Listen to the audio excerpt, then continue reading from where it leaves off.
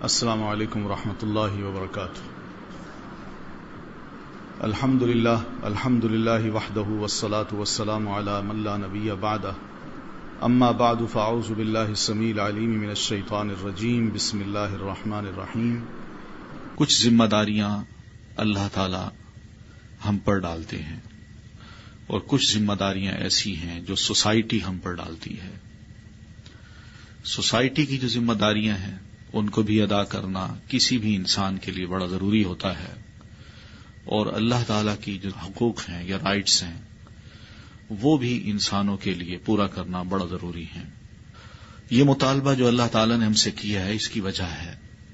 وجہ یہ ہے کہ اللہ تعالی نے ہمیں پیدا کیا، پیدا کرنے کے بعد اس نے اپنے اوپر ایک ذمہ لیا کہ میں اپنی یہ آبلیگیشن سمجھتا ہوں کہ ہر انسان کو اس کی جو ضروریات ہوں گی وہ میں پرووائڈ کروں گا۔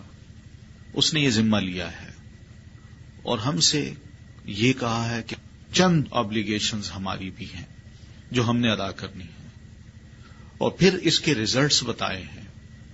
اللہ تعالیٰ یہ فرماتے ہیں کہ میں جب اپنی ذمہ داری پوری کرتا ہوں اس کو مکمل کرتا ہوں، اور مکمل کوئی چیز بھی کیوں نہ ہو، چلنے والی کوئی زیرو چیز، چیونٹی ہو یا اس سے چھوٹی کوئی چیز ہو، اس سے لے کر بڑی کوئی چیز ہو، تو یہ اس حد تک اتنی بڑی ذمہ داری ہے جو اللہ تعالی نے لی۔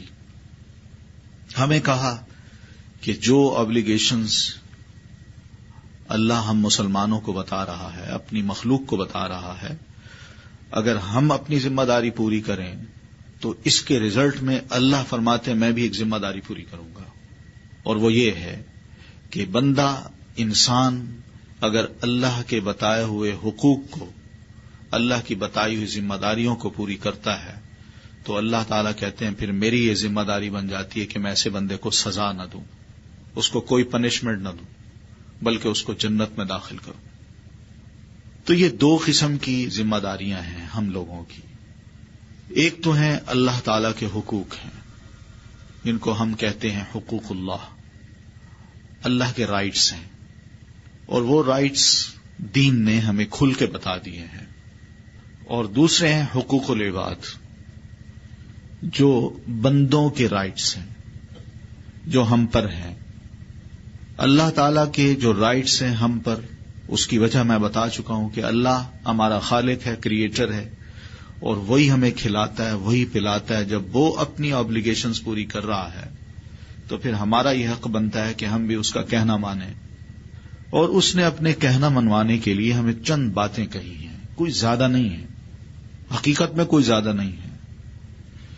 اگر دیکھا جائے صبح سے لے کر شام تک اور شام سے لے کر صبح تک اللہ تعالیٰ مجھے کتنی پروٹیکشن دے رہا ہے، مجھے کتنا کچھ دے رہا ہے، میں مانگتا بھی نہیں ہوں پھر بھی وہ دیتا ہے، پھر بھی وہ اتنا خیال کر رہا ہے۔ تو دیکھیے 24 آورز اللہ تعالیٰ نے اپنی ذمہ داری پوری کی میرے حق میں، اور مجھ سے 24 آورز میں چند جو سیکنڈ ہیں یا منٹس ہیں وہ مجھ سے لینا چاہتا ہے۔ اور وہ چند منٹس جو ہیں ان میں ایک بات یہ ہے کہ مثلاً ہمیں یہ کہا ہے کہ ہم انسان اللہ کے آگے جھکیں، نماز پڑھیں، 5 وقت کی نماز پڑھیں۔ اب 5 وقت کا ٹوٹل ٹائم اگر ہم اکٹھا کریں تو زیادہ سے زیادہ آدھ گھنٹہ 35 منٹس یا 40 منٹس بنتے ہیں 24 آورز میں، جو اللہ تعالیٰ نے ہم سے مانگے ہیں۔ صرف اتنا کہا ہے کہ تم نماز پڑھو 5 وقت کی، یہ میرا حق ہے، کیونکہ میں کھلاتا ہوں، میں پلاتا ہوں، میں کریٹر ہوں، میرا اتنا حق ضرور بنتا ہے کہ جو کھاؤ جو پیو تو کم از کم تھوڑی دیر بعد زبان سے یہ کہہ دو اللہ تیرا شکر ہے، اور اس کے آگے جھک کے ہم اعتراف کر لیں کہ اللہ واقعی تو بڑا ہے، ہم چھوٹے ہیں، اور اگر کچھ مزید ضرورت ہو تو پھر اللہ تعالیٰ سے مانگ لیں، اللہ وہ بھی دینے کو تیار ہے۔ یہ دیکھیے یہ چند ایک یعنی 24 آورز میں یہ 35 یا 40 منٹس اللہ تعالیٰ ہم سے مانگتے ہیں اپنے لیے، اور باقی ہمیں فری کر دیا کہ آپ کریں۔ ہم سے یہ ڈیمانڈ نہیں کی کہ آپ اپنی لائف کو بالکل ورلڈلی لائف سے نکال کے آپ اس کو ایک ایسی لائف بنا لیں جو بالکل یعنی کیو والی لائف ہو کہ غاروں میں جا کے آپ بیٹھ جائیں اور آئسولیٹڈ ہو جائیں لوگوں سے، کچھ بھی نہ کریں اور کھانا پینا بھی چھوڑ دیں، بھوکا رکھیں اور اپنی عبادت اس طرح کریں کہ بس اللہ تعالیٰ کو خوش کر دیں اور اپنے آپ کو مار ڈالیں. ہم سے یہ ڈیمانڈ نہیں کی، ہم سے صرف اتنی ڈیمانڈ کی ہے کہ 5 ٹائم ڈیلی یہ 5 وقت نماز پڑھنی ہے، جو ٹوٹل یہی ٹائم بنتا ہے 35 یا 40 منٹس. بس یہ تو اس کی ڈیمانڈ ہے، اس کی زیادہ ڈیمانڈز ہم سے نہیں ہیں. لیکن کچھ باتیں اس نے ایسی کی ہیں جو ہمیں کہا ہے کہ ہم ایک دوسرے کی ڈیمانڈز کو پوری کرتے رہیں. ہم انسان ہیں، ہمارا ایک دوسرے سے واسطہ پڑتا ہے، ہم اکیلے نہیں رہ سکتے، ہم سوسائٹی کا حصہ ہیں، اور جب اس سوسائٹی میں رہتے ہیں تو ہمارے کچھ ریلیشنز ہوتے ہیں لوگوں کے ساتھ، اور مختلف قسم کے ریلیشنز ہیں. مثلا میں ایک باپ بھی ہوں، باپ ہونے کی حیثیت سے میری اولاد ہے. اب اولاد اور باپ کے درمیان ریلیشنز ہیں. میں ایک شوہر ہوں، میری بیوی ہے، تو شوہر اور بیوی ہونے کے ناطے سے ہمارے کچھ ریلیشنز ہیں. پھر اسی طرح میں ایک عام انسان ہوں، سوسائٹی میں رہتا ہوں، میرے دوسرے بہت سے لوگ ہیں جو وہاں رہتے ہیں، جن میں دوست بھی ہیں، رشتہ دار بھی ہیں، وہ لوگ بھی ہیں جو میرے کولیگز ہیں، یا وہ لوگ بھی ہیں جو عام پبلک میں رہتے ہیں. میں ان کے درمیان آتا جاتا رہتا ہوں، میری ان سے ڈیلنگز ہیں، واسطے ہیں، تعلقات ہیں. تو ان سب کو بھی اللہ تعالی نے ہمیں کہا ہے کہ یہاں پر بھی ہر انسان کے کچھ رائٹس ہیں اور کچھ ایبلیگیشنز ہیں. یہ دونوں اس نے پورے کرنے ہیں، کیونکہ ان کے پورے کیے بغیر نہ وہ اچھا انسان بن سکتا ہے، اور نہ دوسرے اس سے فائدہ اٹھا سکتے ہیں، اور نہ یہ خود کسی کو فائدہ پہنچا سکتا ہے. یہ ایک بنیادی بات ہے. ہم نے حق بھی دوسرے کو دینا ہے، اپنا حق بھی لینا ہے، اور اپنا فرض بھی پورا کرنا ہے تاکہ دوسرا محسوس کرے کہ واقعی میں فرض پورا کر رہا ہوں. ہوتا اکثر یہ ہے کہ ہم رائٹس کی بات کرتے ہیں کہ ہمیں رائٹس دیے جائیں، لیکن جو اپنی آبلیگیشنز ہیں ان کی طرف ہم نہیں دیکھتے کہ ہم پر کیا کیا ذمہ داریاں ہیں، ہم نے کیا کرنا ہے. اس میں ہمارا ذہن اپنی طرف نہیں جاتا. حقیقت یہ ہے کہ ہمارے جو سوسائٹی کے مسائل ہیں، ان مسائل میں بیشتر مسائل ہمارے وہ ہیں جہاں ہم اپنی آبلیگیشنز کو پورا نہیں کرتے، ہم اپنی ذمہ داری کو پورا نہیں کرتے. وہاں پھر مسائل کھڑے ہو جاتے. دوسروں کو ہم سے شکوے شکایتیں ہوتی ہیں. دوسرا کہتا ہے کہ دیکھیے جی یہ فلاں انسان ہے، یہ اس کیلیبر کا آدمی ہے، یہ فلاں ذمہ داری یہ رکھتا ہے، لیکن پورا نہیں کر رہا. اب میں جب پورا نہیں کروں گا تو میں کیسے توقع کرتا ہوں کہ دوسرا مجھے میرا حق دے گا؟ میں اپنا فرض پورا نہیں کر رہا تو میں دوسرے سے کیسے توقع کر لوں کہ یہ میرا حق مجھے دے گا؟ ناممکنات میں سے ہے. یہیں پر پھر کلیش ہوتا ہے سوسائٹی میں، یہیں ڈفرینسز جو ہے نا وہ پیدا ہوتے ہیں، اور سوسائٹی جو ہے نا اونچ نیچ کا شکار ہو جاتی ہے. یہ سب بنیادی وجوہات ہیں جن کی طرف قرآن نے، اللہ کے رسول صلی اللہ علیہ وسلم کے فرامین نے ہمیں کچھ گائیڈنس دی ہے، جو میں چاہتا ہوں کہ تھوڑی سی گفتگو میں یہ بیان کر دوں. جہاں تک ہمارے حقوق کا تعلق ہے کہ ہم نے دوسرے کے حقوق کو ادا کرنا ہے یا اپنے حقوق دوسروں سے لینے ہیں، تو اس میں کوئی شک نہیں کہ میں دوسرے پر حق رکھتا ہوں. میں اگر باپ ہوں تو باپ ہونے کے ناطے سے میری اولاد کا کچھ حق ہے مجھ پر. وہ یہ ہے کہ وہ میرا احترام کرے، میری عزت کرے، میرا کہنا مانے، میری عزت کرے اور میرا احترام بھی کرے. یہ میرا حق ہے. اور اگر میں بوڑھا ہوں تو میرا یہ حق ہے اولاد پر کہ وہ میری خدمت بھی کرے. یہ میرا حق ہے. کیوں؟ قرآن مجید نے ایسی باتیں ہمیں بتائی ہیں. قرآن مجید نے یہاں تک کہا ہے کہ اگر والدین اپنی اولاد کو بڑھاپے میں تھوڑا سا جھاڑ بھی دیں، تھوڑی سی بات کر بھی لیں سختی میں آ کے، یا بڑھاپے کی وجہ سے زیادہ بول بھی پڑیں، جیسے ہو جاتا ہے. اب آدمی جب بوڑھا ہوتا ہے تو چھوٹی چھوٹی چیزوں کو وہ یہ محسوس کرتا ہے کہ میں جوانی میں جس طرح تھا یا کرتا تھا وہی بڑھاپے میں اب میں کرتے ہوئے دیکھوں. اب نئی جنریشن ہے، اس کی ڈیمانڈز کچھ اور ہیں، تو وہ چھوٹی چھوٹی چیزوں پہ والدین کہتے ہیں بیٹا اس کو اٹھاؤ، اس کو یہاں نہیں رکھو، اس کو وہاں رکھو، یہاں سے ہٹا دو، یہ کر لو وہ کر لو۔ اب یہ جو بات ہے بڑھاپے میں والدین سے ممکن ہے، وہ کریں گے، لیکن جوان اولاد کا اس موقع پہ کیا فرض بنتا ہے؟ قرآن کہتا ہے وَلَا تَقُل لَهُمَا اُفٍّ وَلَا تَنْهَرْهُمَا وَقُل لَهُمَا قَوْلًا كَرِيمًا۔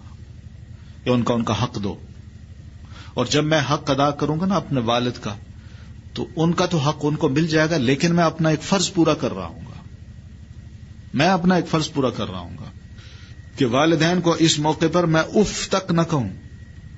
اب اف کا جو لفظ ہے اس میں کوئی ورڈز نہیں ہے کہ میں ان کو کہوں ابا جان آپ خاموش رہیں میں بات کر لوں گا، یا میں ٹھیک کر دیتا ہوں غصے میں آ کے، یہ جھاڑ کے میں بات کر دوں، نہیں، اف تک نہیں لانا۔ یعنی آدمی جب باتیں بار بار سنتا ہے نا بوڑھے بزرگوں کی، تو آدمی تنگ آ کے کہتا ہے اف، حالانکہ یہ لفظ نہیں ہے، لیکن یہ اف کا لفظ جو ہے اس کو بھی اللہ تعالی نے پسند نہیں کیا، بالکل پسند نہیں کیا، قرآن کا لفظ ہے۔ یعنی اس کا دوسرا مطلب مفسرین نے یہ لکھا ہے کہ ایسی حالت میں والدین کو اف کا لفظ کہنا حرام ہے، اور حرام کا جو درجہ ہے وہ دین میں کبیرہ گناہ کا ہوتا ہے، معمولی گناہ نہیں ہے، یہ بہت بڑا گناہ ہے، صغیرہ گناہ نہیں ہے، بہت بڑا گناہ ہے۔ اور بڑا گناہ یعنی یہ میں نمازیں پڑھوں نا، چھوٹی چھوٹی نماز پڑھوں اس سے معاف نہیں ہوتا، یا کوئی نیکیاں کروں اس سے معاف نہیں ہوتا، بڑا گناہ ہمیشہ توبہ سے معاف ہوتا ہے۔ تو دوسرا مطلب یہ کہ میں اس حد تک پہنچ گیا ہوں، اتنا بڑا گناہ کر لیا ہے کہ میں جب تک توبہ نہیں کروں گا اللہ اس گناہ کو معاف نہیں کرے گا۔ یعنی یہ ایک بات ہے جو دین نے ہمیں کہی، والدین اپنے کچھ حقوق رکھتے ہیں، اولاد اپنی کچھ ذمہ داریاں رکھتی ہے۔ پھر والد کا بحیثیت ایک والد کے جو یہ حق ہے اولاد کا کہ وہ اولاد سے کچھ اپنے حقوق لے، والد کا ایک فرض یہ بنتا ہے کہ جب اس کی اولاد اللہ اس کو دے تو وہ ان کی بہتر سے بہتر تربیت کرے، ان کو ایک اچھا انسان، پڑھا لکھا سمجھدار انسان بنائے، ان کے اخلاق بہتر بنائے، اور ان کو وہ ایٹیکیٹ سکھائے جو اسلامک ہیں، ان کی تربیت اس بنیاد پہ کرے۔ یہ والد کا فرض ہے، اس کو ایک بہترین انسان بنا دے، اچھی اولاد، بچپن میں ان کو ایسی ایسی باتیں فیڈ کرے کہ وہ ایک مسلمان بھی رہے، باپ کی محبت بھی دل میں ہو، ماں باپ کی محبت، پھر ان کا احترام، پھر آگے بڑھتا جائے، ماں باپ بوڑھے ہوں تو ان کی پوری خیال کرے، ان کی کیئر کرے، اور پھر اس طرح دنیا سے رخصت ہو کے اولاد سے خوش ہوں۔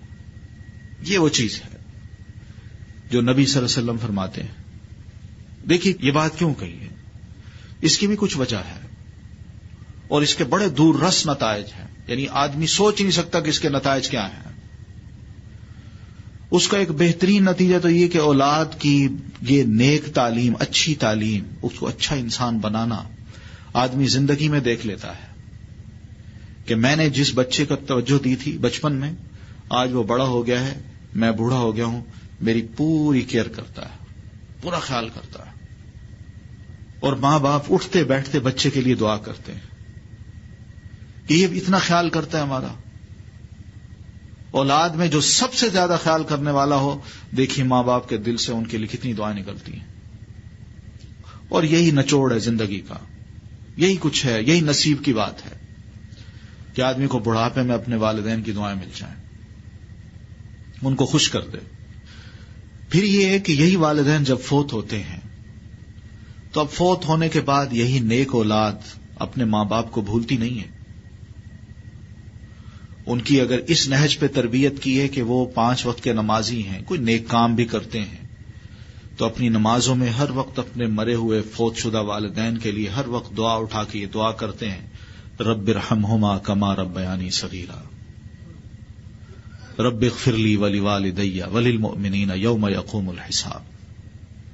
اللہ میرے ان والدین پر رحم کر، اگر وہ بوڑھے ہیں تو ان کے لیے دعا کرتا ہے کہ میں بھی چھوٹا تھا، بچپن میں چھوٹا تھا، میں ہل نہیں سکتا تھا، انہوں نے میری بڑی کیئر کی، بڑا خیال رکھا، اب میں جوان ہو گیا ہوں، یہ بوڑھے ہو گئے ہیں، میں بھی کوشش کر رہا ہوں، لیکن تو بھی ان کا خیال کر۔ یہ ان کی زندگی میں ان کے لیے دعا ہوتی ہے، لیکن مرنے کے بعد یہی بچہ، یہی اولاد اپنے ماں باپ کو بھولتی نہیں ہے، بلکہ دعائیں کرتی ہے، رب اغفر لی ولوالدی وللمؤمنین یوم یقوم الحساب، اللہ نہ صرف مجھے معاف کر، میرے والدین جو فوت ہو کے تیرے پاس آ چکے ہیں ان کو بھی معاف فرما۔ تو اب دیکھیے، مرنے کے بعد آدمی عمل سے کٹ جاتا ہے، اس کے پاس کچھ نہیں ہے، جو عمل دنیا میں کرنے تھے وہ کر گیا، لیکن مرنے کے بعد جب وہ اس لائف میں چلا گیا ہے، وہاں وہ کچھ بھی نہیں کر رہا، لیکن یہی نیک اولاد کا جو ایک ایک عمل ہے، جہاں اللہ نیک اولاد کو ثواب دے رہا ہے، وہاں اس عمل کا ایک ایک ثواب والدین کو بھی دے رہا ہے، جنہوں نے زندگی میں اس کی پوری کیئر کی، اس کی بہتر تربیت کی، اس کو اچھا انسان بنایا، اب اس کی ایک ایک نیکی والدین کو بھی مرنے کے بعد ملتی ہے۔ فوت شدہ والد کبھی بھی محروم نہیں ہوتا اپنی نیک اولاد کے ایک ایک عمل سے، اس کو ملتا ہے، ریوارڈ وہاں بھی ملتا رہتا ہے، اس کے لیے بھی جمع ہوتا ہے۔ اور پھر یہی نیک اولاد بعد میں یہ بھی کرتی ہے کہ کوئی اچھا سا کام کر دیا، دعا کی، اللہ یہ کام میں نے کیا ہے تیری رضا کے لیے، اور ان کا ثواب میرے والدین کو دے دینا، ایصال ثواب اللہ دیتا ہے۔ اللہ کے رسول صلی اللہ علیہ وسلم ارشاد فرماتے ہیں کہ جنت میں ایک صاحب اپنے مقام پہ رہتے ہیں کہ اچانک ہی ان کو یہ کہہ دیا جاتا ہے کہ آپ یہاں سے اٹھیے، یہ جو جنت کا اعلیٰ درجہ ہے نا، اوپر والا، وہاں آپ پہنچ جائیے، وہاں آپ کا بسیرا ہوگا۔ تو وہ یہ کہتے ہیں، اللہ میں دنیا میں تو نہیں ہوں، میں تو عمل سے کٹ گیا، پھر یہ ریوارڈ کیسا، یہ پروموشن کیسی، یہ مجھے بہتر درجے میں کیوں اللہ آپ پہنچا رہے ہیں؟ تو ان کو جو جواب دیا جاتا ہے وہ یہی کہ آپ اپنے پیچھے وہ فلاں بچہ جو چھوڑا ہے نا، نیک بچہ، اس نے نیک عمل کیا ہے، یہ ہم نے اس کو قبول کیا اور اس کے نتیجے میں ہم آپ کو یہ پروموشن دے رہے ہیں۔ یہ ایک فائدہ ہے کہ دنیا میں آدمی ذرا تھوڑی سی توجہ اپنی اولاد کی طرف کر لے تو مرنے کے بعد بھی محروم نہیں ہوتا انسان، زندگی میں بھی خوش، مرنے کے بعد بھی خوش۔ یہی بات ہے جو اللہ کے رسول فرماتے ہیں کہ آدمی جب فوت ہو جاتا ہے تو 3 چیزیں اس کو ایصال ثواب کے طور پر بعد میں ملتی رہتی ہیں۔ آپ ایک فرماتے ہیں کہ پہلے آپ کے الفاظ یہ ہیں کہ ایسا صدقہ جاریہ چھوڑ جاتا ہے، آدمی فوت ہوا، فوت ہونے سے پہلے اس نے کوئی اچھا سا ویلفیئر کا کام کیا جس سے عام پبلک فائدہ اٹھا رہی ہے، تو مرنے کے بعد اس کو ثواب مل رہا ہوتا ہے۔ اب یہ ویلفیئر کے کام ہیں، یہ کتنے اچھے ہیں۔ پہلے زمانے میں لوگ ویلفیئر کے کام، مسلمان جو تھے، بہت کرتے تھے۔ کسی نے کنواں کھدوا دیا، کسی نے مسجد بنوا لی، کسی نے کوئی سرائے بنا دی، ہاسپٹل بنا دیا، بڑے کام ہوتے تھے۔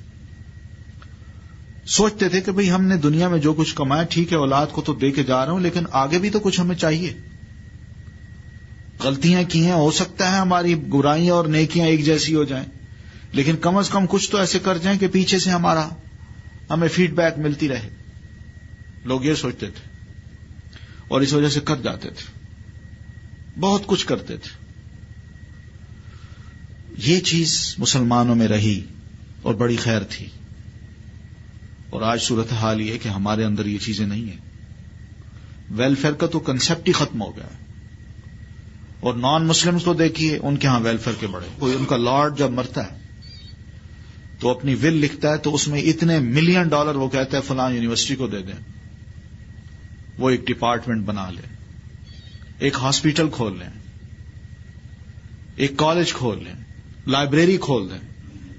اور آج اس وقت آپ جائیں ویسٹ میں، یورپ میں یا نارتھ، یا کہیں بھی امریکہ میں، تو وہاں بیشتر جو آپ کو لائبریریز، ہاسپٹلز یا کالجز، یونیورسٹیز، ڈپارٹمنٹس ملیں گے، وہ انہی لارڈز کے جو ول ہوتی ہے، ویلفیئر کے کام ہوتے ہیں، ان کے مطابق وہ سب بنے ہوئے ہیں، وہ کر جاتے ہیں۔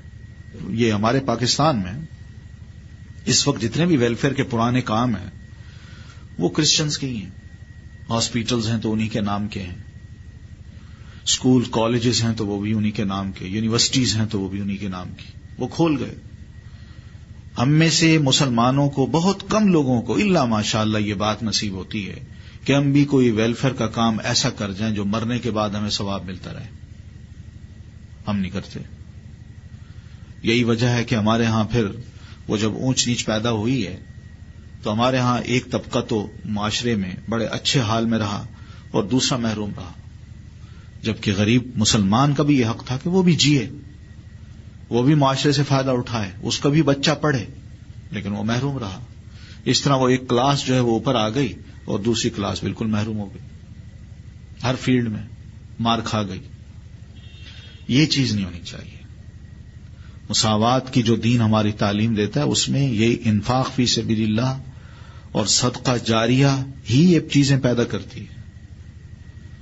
اس کو اگر ہم پروموٹ کریں اپنے سوسائٹی میں تو اس کے دو فائدے ہیں. ایک تو سوسائٹی فائدہ اٹھائے گی، دوسرا مرنے کے بعد ہم مسلمانوں کو فائدہ بھی ہو سکتا ہے.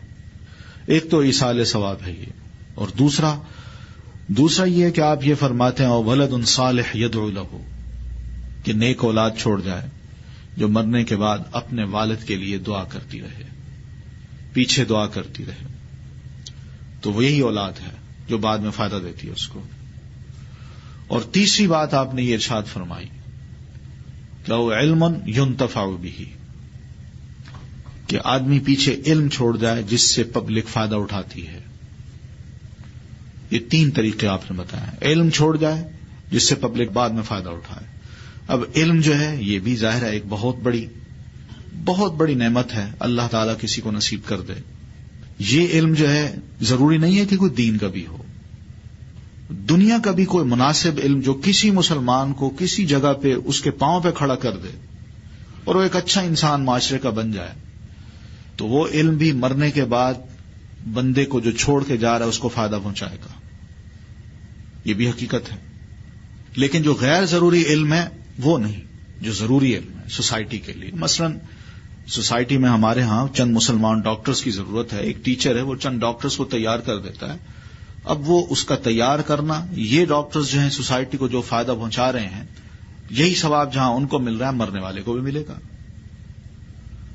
دین کا کام ہے، ضروری نہیں دین کا کام، دنیاوی بھی علوم جو ہے نا ان میں بھی فائدہ پہنچ سکتا ہے اس کو. تو مقصد یہ ہے کہ یہ ایک چیز ہے جو اللہ کے رسول نے فرمائی. تو کچھ ذمہ داریاں اولاد کی ہیں، کچھ ذمہ داریاں والدین کی ہیں. بینی اسی طرح کچھ ذمہ داریاں میں اس گھر میں رہتا ہوں میری ہیں، اور کچھ وہ ہیں جو میرے ہمسائے ہیں ان کے لیے ہیں. دوست ہیں، احباب ہیں، کولیگز ہیں، ان سب کی ذمہ داریاں قرآن مجید میں اللہ نے بیان کی ہیں. تو یہ رائٹس ہیں. میں تھوڑی سی دو چار باتیں جس ضمن میں کرنا چاہوں گا. یہ بہت وسیع موضوع ہے لیکن میں ایک دو باتیں جو کہ ہم سے ریلیٹڈ ہیں میں وہ بات کرنا چاہتا ہوں. پہلی بات یہ ہے یہی اولاد کے بارے میں کہ ماں باپ جو ہیں یہ اپنی اولاد کی ایک بہتر سے بہتر اگر تربیت کر لیں تو یہ ایک والدین اپنے حقوق کو یا اپنے فرائض کو پورا کر دیں گے، وہ اپنی ذمہ داری سے عہدہ برا ہو جائیں گے. ہمارے ہاں اس وقت جو صورتحال بنی ہوئی ہے وہ کچھ ایسی ہے کہ والدین بہت مصروف ہیں، والد صاحب خاص طور پہ بہت مصروف ہیں. ان کو اپنی کاروباری یا جاب کی مصروفیت اتنی ہے کہ اپنی اولاد کے ساتھ، خاص طور پر بچے اور بچیاں، ان کے ساتھ بیٹھ کے تھوڑا سا بھی شیئر کرنا اس کا وقت بھی نہیں ملتا. اور پھر دوسری بات یہ بھی ہے کہ دوسری طرف ہم نے کیا کیا کہ اپنی اولاد کو اچھی سے اچھی تربیت دینے کے لیے جو ہمارے ہاں بہتر سے بہتر انسٹیٹیوشنز ہیں ہم نے وہاں ان کو ایڈمٹ کرایا. اب وہ جو انسٹیٹیوشنز ہیں اگر ہم ان کو اسٹڈی کریں تو ان میں ایک بات تو یہ ملتی ہے کہ وہ سب جو فارن کلچر ہے، فارن ایجوکیشن ہے، اس کو ہمارے ہاں پروموٹ کر رہے ہیں. ہم نے اپنے بچوں کو انہی کالجز میں، انہی یونیورسٹیز میں یا انہی انسٹیٹیوشن میں ڈال دیا. 8 گھنٹے بچہ وہاں جاتا ہے. وہ جب پڑھ کے آتا ہے، میں ایک باپ ہونے کی حیثیت سے اتنا مصروف ہوں کہ میرے پاس اتنا وقت نہیں ہوتا کہ میں کم از کم بچے کو پوچھ لوں بیٹا آج آپ کو کیا پڑھایا گیا ہے. میں نہیں پوچھ پاتا. اب ہوتا کیا ہے؟ ہوتا یہ ہے کہ کالجز، یونیورسٹیز یا یہ ادارے جو ہیں، انسٹیٹیوشنز جہاں میں اپنے بچوں کو ڈالتا ہوں، وہاں وہ جو کچھ بھی فیڈ کرتے ہیں صرف ان کے ایجوکیشن سسٹم کو ہی دیکھ کے ہم اندازہ کر سکتے ہیں وہ کیا کرتے ہوں گے. ہم نے اپنے بچے کا دماغ ان کو دے دیا اور ان کو پوری اجازت دے دی کہ آپ جو چاہیں اس معصوم دماغ میں فیڈ کر دیں، ہم آپ سے سوال نہیں کریں گے، اور مہینے کے بعد جتنی فیس چاہیں ہم دینے کو تیار ہیں. پیسہ میرا، بچہ بھی میرا، ان کے حوالے کر دیا. اب وہ جو فیڈ کر رہے ہیں مجھے پتا ہے، میں کورسز کو دیکھوں تو مجھے اندازہ ہے کہ وہاں کیا پڑھایا جاتا ہے، کس قسم کی باتیں بچوں کو ذہنوں میں راسخ کی جا رہی ہیں.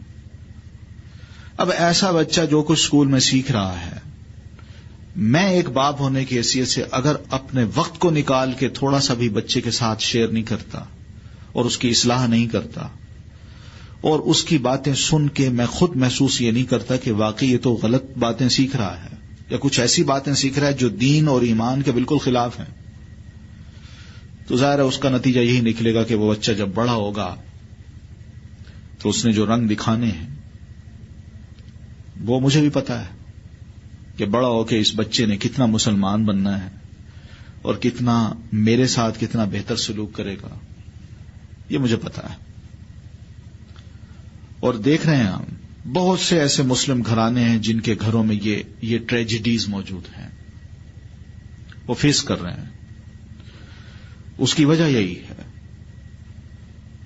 اولاد ایک بڑی قیمتی چیز ہے،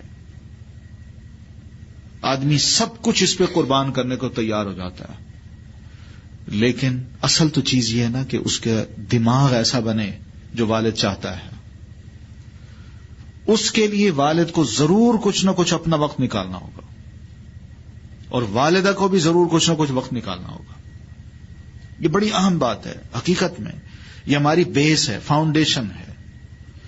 اگر اس بیس کو ہم درست نہیں کرتے، اس کو مضبوط نہیں بناتے نا اور کسی اور کے حوالے کر دیتے ہیں، پھر ہم یہ توقع مت کریں کہ ہماری سوسائٹی میں کوئی تبدیلی آئے گی.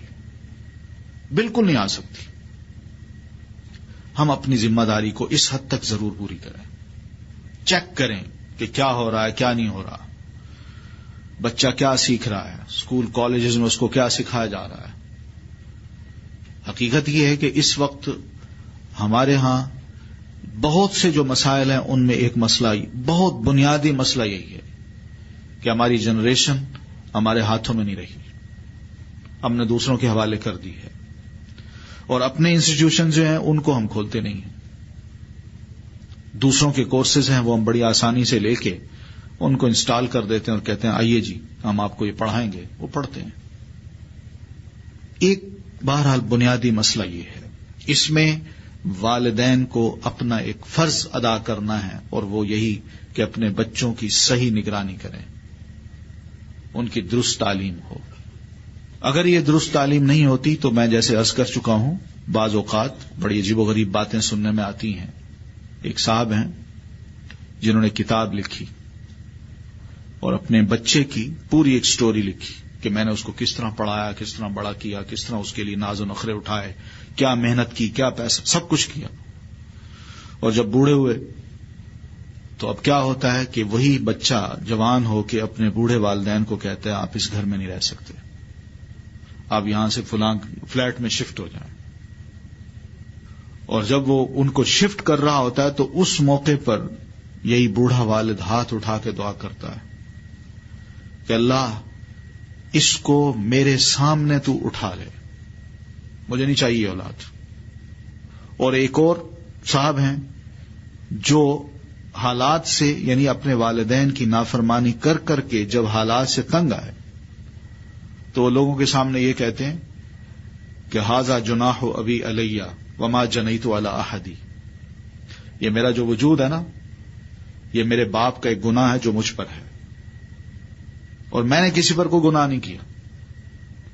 یعنی سوچئے کیا ذہن بن جاتا ہے.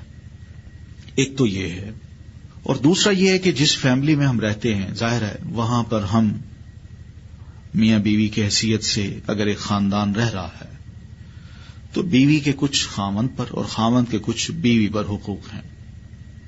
قرآن مجید نے اس کے لیے بڑا خوبصورت ایک جملہ بولا ہے وَلَهُنَّ مِثْلُ الَّذِي عَلَيْهِنَّ، بہت خوبصورت جملہ ہے اور کمپریہنسو سا، کہ جو حقوق عورتوں کے مردوں پر ہیں ویسے ہی حقوق مردوں کے عورتوں پر ہیں، یعنی اللہ تعالیٰ نے دونوں کو برابر کھڑا کیا ہے.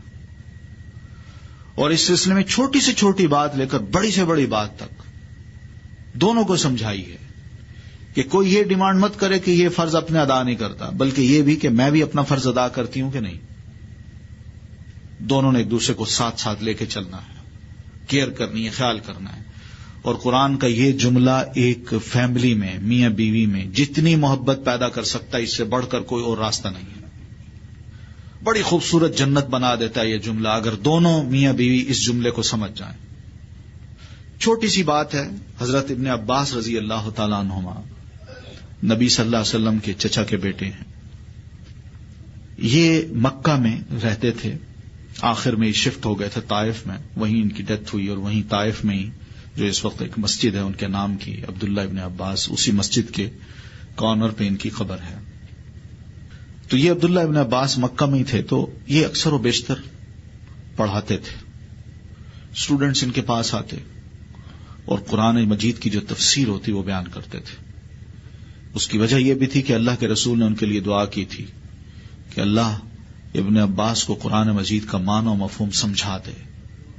اور واقعی حضرت ابن عباس رضی اللہ تعالیٰ عنہ جوانی میں ہی، جبکہ اللہ کے رسول فوت ہو گئے، حضرت عمر رضی اللہ تعالیٰ عنہ کے دور میں بالکل جوان ہیں، یہی 18-19 سال کے.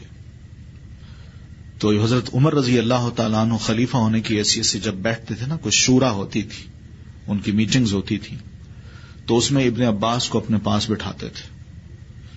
تو وہاں پر جو قریش بزرگ ہوتے مسلمان، وہ یہ کہتے کہ آپ اس نوجوان بچے کو، چھوکرے کو اپنے درمیان بٹھاتے ہیں ہمارے، اگر آپ اس کو بٹھاتے تو ہمیں بھی اجازت دیجیے ہم اپنے جوان بیٹوں کو لے آیا کریں، ہم تو نہیں لاتے، اور آپ اس کو بٹھا لیتے ہیں جبکہ یہ چھوٹا ہے. تو حضرت عمر ایک دفعہ خاموش رہے. پھر نیکسٹ میٹنگ ہوئی تو اتفاق سے حضرت عمر رضی اللہ تعالیٰ عنہ نے سب قریشیوں سے ایک سوال کیا. انہیں کہا یہ بتاؤ یہ جو سورت اتری ہے اذا جاء نصر اللہ والفتح ورأیت الناس يدخلون فی دین اللہ افواجا، تو اس کا کیا مطلب تھا؟ تو سب نے یہ کہا، جو قریشی صحابہ تھے ان سب نے یہ کہا کہ اس کا مطلب ہم نے یہ سمجھا تھا کہ اب دین خوب پھیلے گا، کیونکہ اس کا مطلب یہی ہے کہ جب اللہ کی مدد آ جائے اور فتح نصیب ہو جائے تو آپ لوگوں کو دیکھیں گے کہ دین میں جوک در جوک، فوج در فوج داخل ہو رہے ہیں. تو ہم نے تو یہ مطلب لیا تھا، سب نے ہی بات کی.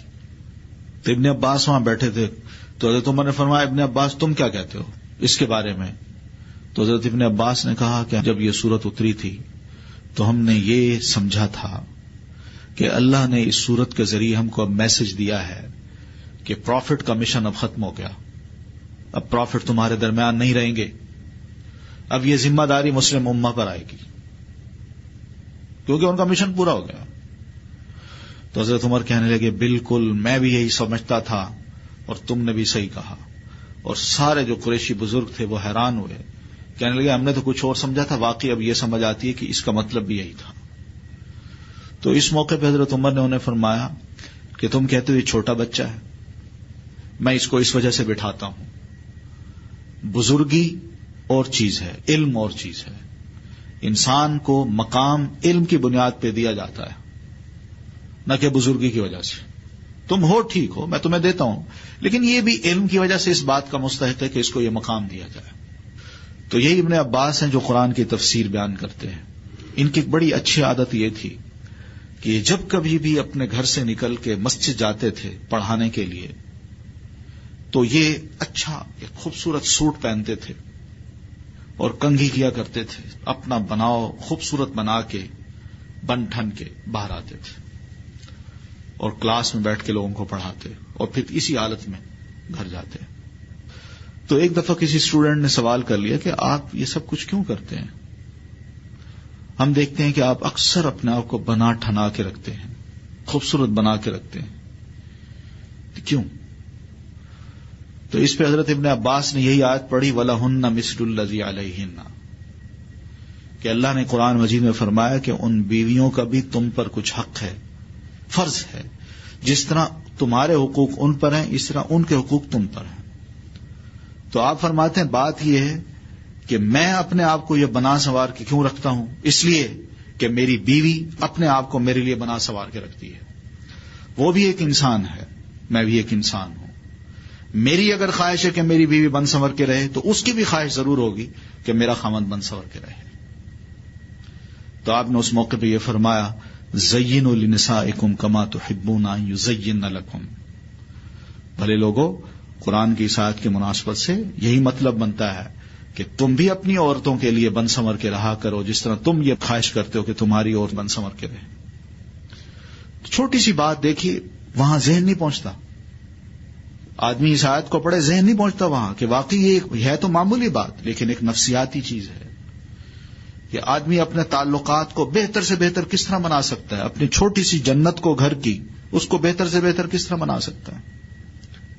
یہ وہ چیز تھی جو کہ صحابہ کرام سمجھتے تھے. ایک خاتون آئی حضرت عمر رضی اللہ تعالیٰ عنہ کے پاس، ینگ لیڈی تھی. حضرت عمر مسجد میں بیٹھے ہیں، عبد الرحمن بن عوف جو صحابی ہیں وہ بھی ساتھ بیٹھے ہیں. وہ خاتون آئی ینگ سی، کہنے لگی کہ خلیفہ میں نے شادی کی ہے، میں اپنے خاوند پہ کوئی الزام نہیں لگاتی کہ وہ خدا نخواستہ نیک نہیں ہے یا میرے ساتھ برا سلوک کرتا ہے یا اس میں کوئی عیب ہے. یعنی وہ انسان ہے، بہت اچھا انسان، بہت اچھا مسلمان، لیکن مجھے اچھا نہیں لگتا. بس آپ مجھے اس سے علیحدہ کر دیجیے، میں جان چھوڑنا چاہتی ہوں اس کی، یا وہ میری جان چھوڑ دے. حضرت عمر نے یہ بات سنی تو پریشان ہو گئے، معاملہ سمجھ نہ آیا ان کو. اتنے میں وہ خاوند جو تھا وہ پیچھے سے آ گیا. تو حضرت عمر نے جب اس کی حالت دیکھی، اس کے بال بکھرے ہوئے، کپڑے پھٹے ہوئے، پسینے سے آلود، برا حشر اس نے کیا ہوا، یہ اپنی اس کی حالت تھی. تو عبد الرحمن بن عوف جو پاس بیٹھے تھے ان کو کان میں کچھ کہا کہ جاؤ اس کو لے جاؤ اور اس کو ذرا بنا سنوار کے لے آؤ.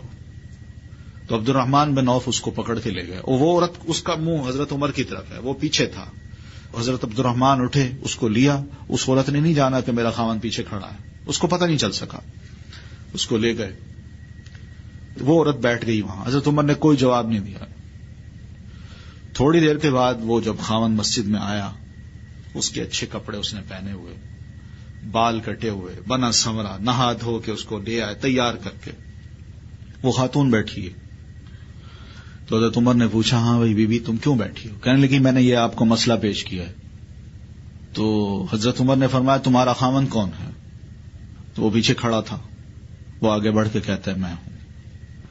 اب جب اس نے اپنے خاوند کی طرف دیکھا تو وہ خود بھی پریشان ہو گئی کہ یہ وہ خاوند ہے جو تھوڑی دیر پہلے جس کو میں گھر میں چھوڑ کے آئی، جو بالکل اس طرح تھا، یعنی جس طرح ایک مزدور ہوتا ہے، برا حال، بال اس کے بکھرے ہوئے، نہ کپڑے اچھے پہنے ہوئے، نہ اس نے اپنے آپ کو. اب جب اس نے یہ حالت دیکھی تو حضرت عمر فرماتے ہیں ہاں بھائی بیوی تم اس خاوند کے بارے میں کہہ رہی تھی کہ تم اس کے ساتھ نہیں رہنا چاہتی. کہنے لگی نہیں بس آپ چھوڑ دیں، یہی ٹھیک ہے. اس کو دیکھتے ہی اس کی اپنی جو نفسیات تھیں وہ بدل گئی، اس کا ذہن ہی بدل گیا. اس نے کہا نہیں، غلطی میری تھی، میں اب خوش ہوں اپنے خاوند سے، بس آپ چھوڑ دیجئے، اس معاملے کو ختم کیجئے. تو خاوند کو لیا چلی گئی. میں کہنا یہ چاہ رہا ہوں کہ چھوٹے چھوٹے حقوق جو ہے نا، آدمی ان سے بھی اگر غفلت کرے تو معاملہ کہاں سے کہاں پہنچ جاتا ہے. اس لیے جو رائٹس ہیں، آبلیگیشنز ہیں، فرائض اور حقوق، ان کی بات دین بڑی اہمیت دے کے کرتا ہے. اور اس کی وجہ ہے، اس کی وجہ یہی ہے کہ جس طرح اللہ تعالیٰ اپنی ذمہ داریوں کو پورا کر کے ہم سے کچھ حقوق مانگتے ہیں، بے نہیں ہمیں کہا جاتا ہے کہ تم بھی ایک دوسرے کے فرائض پورے کرو، تمہیں حق خود بخود مل جائیں گے. دین نے اسی پر ہی زور دیا ہے. یہ دونوں ساتھ ساتھ چلتے ہیں، اللہ کا حق بھی اور بندوں کا حق بھی، یہ ساتھ ساتھ چلتا ہے. یہ نہیں ہو سکتا کہ میں اللہ کے حق تو پورے کروں اور بندے کے حق پورے نہ کروں، اور پھر میں یہ سمجھوں میں اللہ کے حق تو پورے کر رہا ہوں، اللہ مجھے معاف کر دے گا. سوال ہی پیدا نہیں ہوتا، بالکل نہیں ہو سکتا. یہ گاڑی ساتھ ساتھ چلتی ہے. میں اگر اللہ کے حق پورے کرتا ہوں اور لوگوں کے حق پورے نہیں کرتا تو یہ غلط ہے، اور اگر میں لوگوں کے حق پورے کرتا ہوں اللہ کے حق پورے نہیں کرتا یہ بھی غلط ہے. کوئی بندہ اگر یہ کہتا ہے کہ میں بندوں کے حق پورے کرتا ہوں لیکن وہ اللہ کے حق پورے نہیں کر رہا تو یہ ناممکن ہے. وہ اس لیے کہ جو اللہ کے حق پورے نہیں کر سکتا وہ بندوں کو کیسے کرے گا، اور جو بندوں کے پورے نہیں کرتا وہ اللہ کا کیسے کرے گا. یہ ساتھ ساتھ چلتے ہیں. اس لیے میری نماز، میرا روزہ، میری عبادتیں ساری کی ساری وہ ریلیٹڈ ہیں بندوں کے حقوق کے ساتھ بھی. تب جا کے وہ قبول ہوں گی، ورنہ وہ قبول نہیں ہوتی. میں ادھر لوگوں کا حق ماروں اور ادھر نمازیں پڑھوں، ہاتھ میں تسبیح لے کے پھیروں، نہیں. اللہ تعالی کے پاس ایک ایسا میزان ہے، وہ تولتا ہے، وہ جانتا ہے سب کچھ. ہم اس کو بیوقوف نہیں بنا سکتے، اور نہ ہی اللہ تعالیٰ کے بارے میں ہم یہ سوچ سکتے ہیں کہ وہ ایک بوڑھا سا کوئی اللہ ہے جو کمرے میں بیٹھا ہوگا، اس کو کیا پتا. ایسی بات بھی نہیں ہے. اللہ الحی القیوم ہے، ہمیشہ سے زندہ ہے، ہمیشہ سے قائم ہے، الرٹ ہے. اتنا الرٹ ہے کہ ہم سوچ ہی نہیں سکتے. قرآن مجید میں ہمیں اتنی بات کہی ہے کہ دیکھو تم جو کچھ بھی کرتے ہو نا، ما یلفظ من قول الا لدیہ رقیب عتید، تم جو کچھ بھی لفظ منہ سے نکالتے ہو ہم نے تمہارے ارد گرد 2 فرشتے بٹھا رکھے ہیں، وہ فوراً الرٹ ہیں، وہ فوراً اس کو لکھ لیتے ہیں. تو اس نے تو ہم پر بندے لگا رکھے ہیں. آج مجھے کوئی کہہ دے کہ انٹیلیجنس تمہارے پیچھے لگی ہوئی ہے، آپ سوچئے میرا رویہ کیا ہو جائے گا. میرا اٹھنا، میرا بیٹھنا، میرا دیکھنا، میرا چلنا اور میرا گفتگو کرنا، اتنا میں ہوشیار ہوں گا کہ بس پھونک پھونک کے قدم رکھوں گا. اور جہاں اللہ تعالیٰ یہ کہہ رہے ہیں کہ میں نے تمہارے اوپر بندے نگران بٹھا دیے ہیں جو تمہاری ایک ایک بات کو لکھ رہے ہیں، وہ سوچو کتنا الرٹ ہے. وہ یہ جو فرشتے ہیں کتنے الرٹ ہیں. پھر دوسری بات یہ بھی ہے کہ اللہ تعالیٰ کے بارے میں آپ یہ ضرور سوچ لیجئے کہ اللہ بڑے ذوق کا اللہ ہے، اس کا بڑا بہترین ذوق ہے. ہمارے ذوق جو ہے نا کسی لیول کے نہیں، جتنے بہترین ذوق اللہ تعالیٰ کا ہے. اگر اس کو پہچاننا ہے تو آپ اس پھول کو دیکھ لیجئے، اللہ تعالیٰ کی کسی کریشن کو دیکھ لیجئے. کیا خوبصورت رنگ ہوتا ہے. یہ کون ہے اس کا خالق؟ کس نے انتخاب کیا اس رنگ کا؟ تتلی کو آپ دیکھ لیجئے، اس کا انتخاب کتنی رنگت ہے اس میں. آپ یہ پھل جو ہم کھاتے ہیں، سیب ہے، مالٹا ہے، انار ہے، کوئی چیز ہے، کیلا ہے، آپ اس کو دیکھ لیجئے، اس کے پیش کرنے کے انداز کو دیکھ لیجئے. کتنا خوبصورت پھل وہ بنا کے ہمیں پیش کرتا ہے. اگر یہ کٹا ہوا پھٹا ہوا ہو تو سوال یہ پیدا نہیں ہوتا ہم کھائیں یا درخت سے اکھاڑیں اس کو، ہم جانوروں کو ڈال دیں. تو اس لیے اس کا ذوق بڑا اعلیٰ ہے، بہت اعلیٰ ذوق کا، اور اعلیٰ ذوق کی چیز ہی پسند کرتا ہے وہ. تو وہ جو چیز ہم نے اس کو دینی ہے وہ یہی ہے کہ ہم اس کا بھی حق پورا کریں اور بندوں کا بھی. تب جا کے یہ چیز ساتھ ساتھ چلے گی، فائدہ ہوگا، ورنہ بالکل نہیں ہوگا. اب اس میں ایک چھوٹی سی بات ہے جو نبی علیہ الصلوۃ والتسلیم نے ہمیں کی ہے، اور میں اپنی بات کر کے ختم کرتا ہوں. وہ بات یہ ہے کہ نبی صلی اللہ علیہ وسلم فرماتے ہیں، صحابہ کرام سے آپ نے پوچھا کیا تم جانتے ہو کہ مسکین کس کو کہتے ہیں؟ تو صحابہ کہنے لگے ہاں مسکین ہمارے ہاں تو وہ ہوتا ہے کہ من لا درہم لہ ولا دینار لہ، کہ جس کے پاس کوئی پیسہ نہ ہو، ٹوٹی پھوٹی کا محتاج ہو. تو آپ نے فرمایا نہیں، میری امت کا مسکین کوئی اور شخص ہے. تو عرض کی گئی وہ کون ہے؟ آپ نے فرمایا میری امت کا مسکین وہ شخص ہے جو کل قیامت کو اللہ کے حضور آئے گا، یأتی بصلاۃ وزکاۃ وصیام، کہ اس نے اپنی زندگی میں بہت سی نمازیں پڑھی ہوں گی، بہت سے تہجد پڑھے ہوں گے، خوب زکاتیں دی ہوں گی، بہت روزے رکھے ہوں گے، فرضی بھی اور نفلی بھی، بڑے نیک کام کیے ہوں گے. لیکن دوسری طرف وَيَأْتِي قَدْ شَتَمَ هَٰذَا وَأَكَلَ مَالَ هَٰذَا وَقَذَفَ هَٰذَا، کہ دوسرے اس کے کام یہ بھی ہوں گے کہ اس نے نمازوں کے ساتھ ساتھ اتنی نیکیاں کی ہوں گی تو ادھر اس کو گالی دی ہوگی، اس کا مال کھایا ہوگا، اس پر تہمت لگائی ہوگی، یہ بھی اس کے کام ہوں گے. اب یہ بندہ جب کل قیامت کو اللہ کے حضور آئے گا تو اس کی نمازوں کا حساب، نیکیوں کا حساب بھی کر لیا جائے گا اور برائیوں کا بھی. تو اتنے میں جس کا مال کھایا ہوگا وہ آئے گا، اللہ اس نے میرا مال کھایا تھا.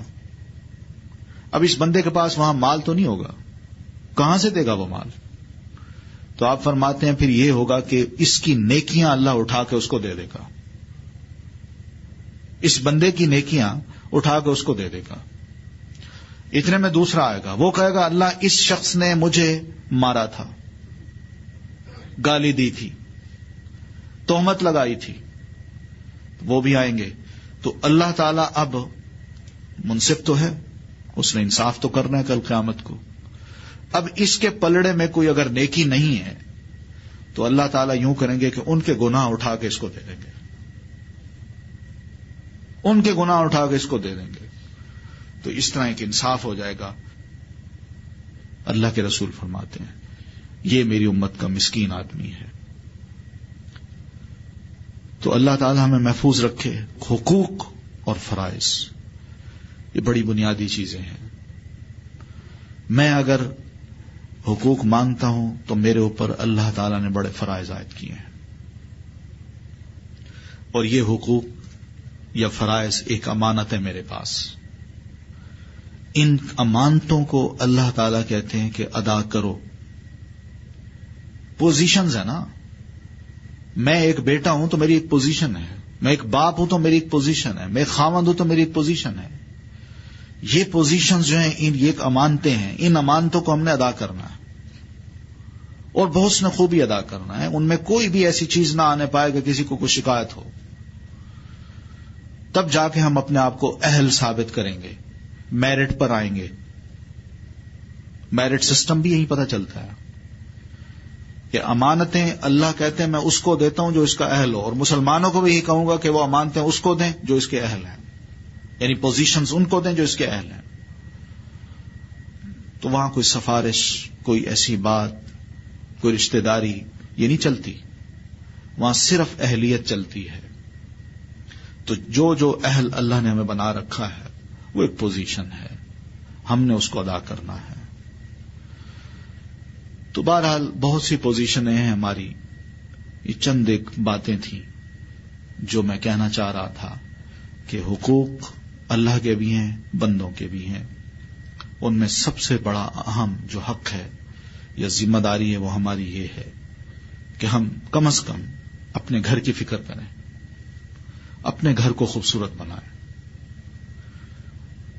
باہر کی جتنی پریشانی ہے نا وہ اگر لے کے گھر بھی آئیں گے نا تو اللہ کرے گا گھر داخل ہوتے ہی سکون محسوس ہوگا۔ لیکن اگر گھر میں بھی سکون نہیں ہے، باہر بھی سکون نہیں ہے، تو یہ بیماریاں کیوں نہیں پھیلیں گی؟ کبھی ہارٹ اٹیکس ہوتے ہیں، کبھی بی پی ہائی ہو رہا ہے، کبھی گولیاں کھا رہے ہیں، کبھی ہاسپٹل میں ایڈمٹ ہو رہے ہیں۔ یہ سارے مسائل یہی ہیں، اور ان مسائل کا سارا حل یہی ہے۔ اللہ تعالیٰ نے بتایا الا بذکر اللہ تطمئن القلوب، اللہ کو ہر موقع پہ یاد رکھو، اس نے جو کہا ہے اس کے مطابق تم عمل کرو، تمہارے دل مطمئن رہیں گے، کبھی دل خراب نہیں ہوگا۔ یہ بنیادی چیزیں ہیں جو دین ہمیں کہتا ہے۔ میری دعا ہے کہ مجھے بھی اور آپ کو بھی اللہ تعالیٰ دین کی سمجھ دے اور ہمیں ان پر عمل کرنے کی توفیق عطا فرمائے۔ جزاکم اللہ۔ اگر کوئی سوال کرنا ہو، میں نے جو بات کی ہے اسی سے ریلیٹڈ کوئی سوال ہو تو موسٹ ویلکم۔ شکریہ کا یہ مطلب نہیں ہے کہ میں الحمدللہ کہہ دوں اور بس۔ میرا مقصد ہے کہ جو اللہ نے نعمتیں دی ہیں ان نعمتوں کو میں یہ واقعی سمجھوں کہ دینے والا اللہ ہے، اس نے بن مانگے مجھے دی ہیں، میری ڈیمانڈ ضرورت سے زیادہ پوری کی ہیں، اور پھر اس کے بعد جو وہ کہتا ہے میں تھوڑا سا کر دوں، یہ ہے وہ شکریہ۔ یعنی بالفرض مجھے کہتا ہے نماز پڑھ لو، میں نماز پڑھ لوں۔ مجھے کہتا ہے بھئی جائز کام کرنا، غلط نہ کرنا، میں وہی کروں۔ اب یہ تو نہیں ہوتا کہ میں غلط طریقے سے پیسے کماؤں اور جب کھا بیٹھوں تو کہوں الحمدللہ، یہ تو نہیں ہو سکتا۔ قضا نماز ہمارے ہاں دو شکلوں کی ہیں۔ ایک نماز تو وہ ہے جو کہ میں نے پڑھنی تھی، مثلا مغرب کی، وقت نکل گیا اور اب عشاء کا وقت آ گیا، تو اب یہ نماز چونکہ اپنے وقت میں نے ادا نہیں کی تو وقت نکل گیا تو قضا ہو گئی۔ تو اس نماز کو حدیث میں کہا جاتا ہے فوت شدہ نماز، فائتہ، اس کے لفظ یہی ہیں فوت شدہ نماز۔ تو یہ نمازیں چند ایک ہوتی ہیں، 2 3 4، 1 روز کی، 2 روز کی۔ یا وہ نمازیں جن کی ترتیب میں جانتا ہوں کہ کب میں نے چھوٹی اور جن کی تعداد میں جان سکوں. تو یہ انسان ظاہر ہے بہت مجبوری کی بنیاد پہ چھوڑتا ہے، بہت مجبوری کی بنیاد پہ، یا چند اور وجوہات ہوتی ہیں. مثلا سو گیا، آنکھ کھلی تو سورج نکل آیا تھا، اور نبی صلی اللہ علیہ وسلم کے ساتھ بھی ایسے ہوا ہے. پھر اسی طرح مثلا آپ کہیں سفر سے آ رہے تھے، رات سفر کرتے رہے، ٹھنڈی رات، تو جب تہجد کا تقریباً وقت ہوا تو آپ نے کہیں پڑاؤ ڈالا اور آپ نے سب کو کہا اب آرام کر لو، تھکے ہوئے تھے کافی، صبح نماز پڑھ کے پھر اس کے بعد ٹریول شروع کر دیں گے. تو جب آپ سب خیمے لگا کے سونے لگے تو آپ نے بلال رضی اللہ تعالیٰ عنہ کو فرمایا، بلال تم ایسا کرنا، تم سونا نہیں، تم جاگنا اور میرے خیمے کے باہر کھڑے ہو جاؤ، صبح اذان ہوگی ہم سب اٹھ بیٹھیں گے، تم نے اذان دینی ہے. کہ ٹھیک ہے. تو وہ فجر کا وقت جب ہونے لگا تو بلال کو بھی ذرا تھوڑا سا خیال آیا کہ میں ایسا کروں، ذرا ٹیک لگا لوں. جب انہوں نے ٹیک لگایا خیمے کے ساتھ، لکڑی کے ساتھ، تو ٹیک لگاتے تھوڑے بیٹھ گئے. ان کو چل تھک گیا ہوں بیٹھ جاؤں، تو بیٹھے تو ان کو نیند آ گئی. تو سب سے پہلے جس کی آنکھ کھلی وہ اللہ کے رسول تھے. سورج کی روشنی آپ کے خیمے میں جا رہی تھی تو آپ اس وقت اٹھ بیٹھے اور آپ نے اٹھتے بلال کو آواز دی، بلال یہ کیا ہوا؟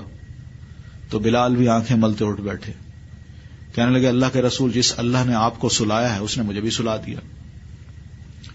تو خیر آپ نے فرمایا اب یہاں سے اٹھو، جلدی خیمے اکھاڑو، چلتے ہیں. تو آپ دور کہیں گئے، وہاں جا کے پھر آپ نے با جماعت صحابہ کرام کو نماز پڑھائی. ایسی جو نماز ہے اس کو قضا نہیں کہا گیا.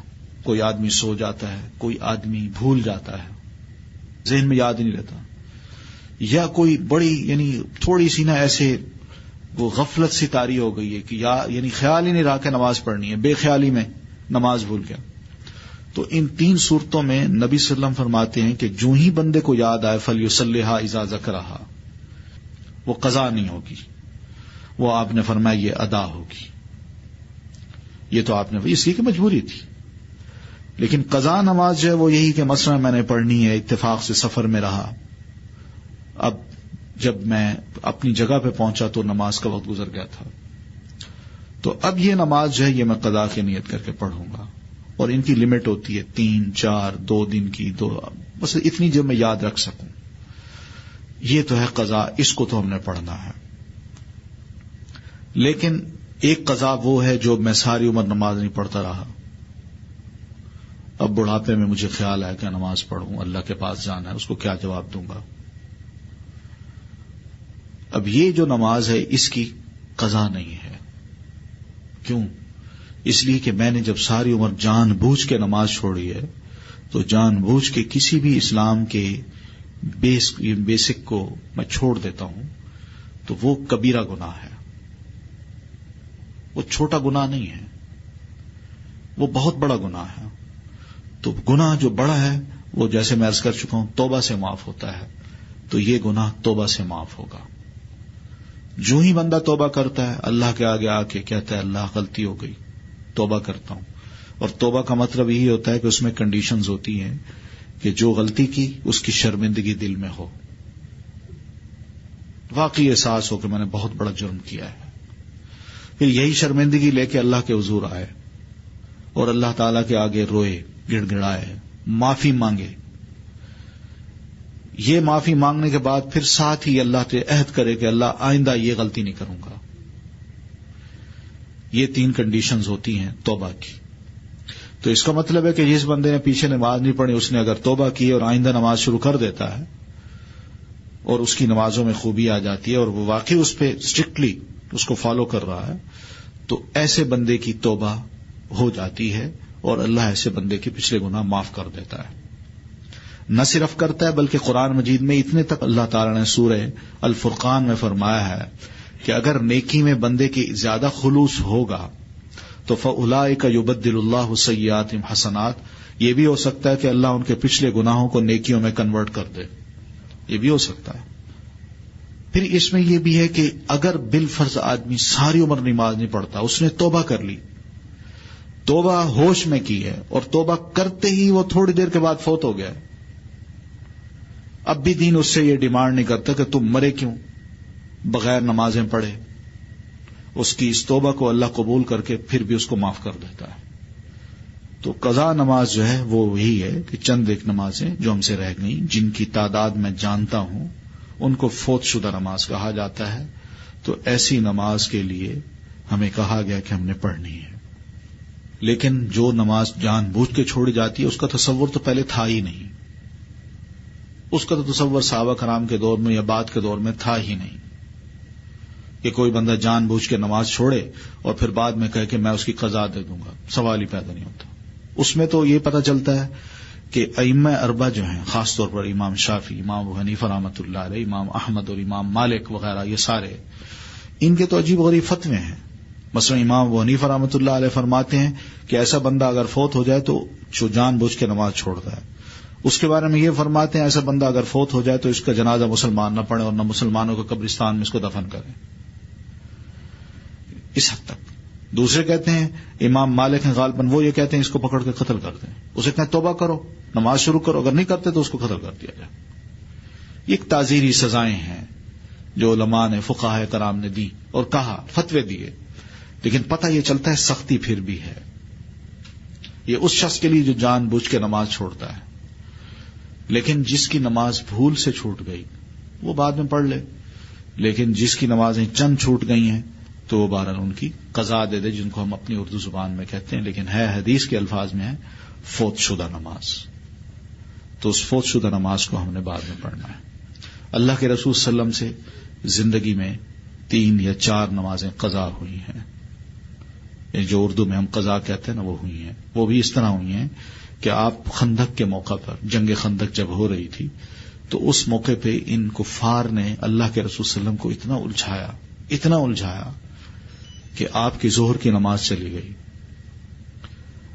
ذہن میں تھا کہ ابھی پڑھتے ہیں، لیکن انہوں نے اتنا الجھائے رکھا کہ آپ ظہر کی نماز نہیں پڑھ سکے، حتیٰ کہ عصر کا وقت آ گیا.